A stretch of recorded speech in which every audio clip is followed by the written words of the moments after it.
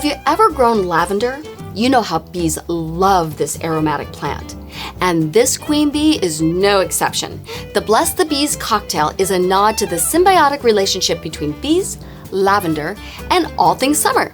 So let's shake things up.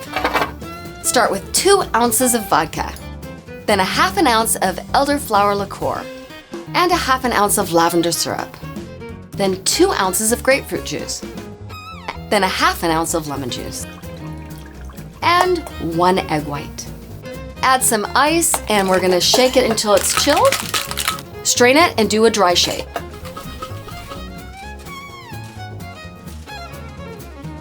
I would recommend adding lavender syrup to your home bar set.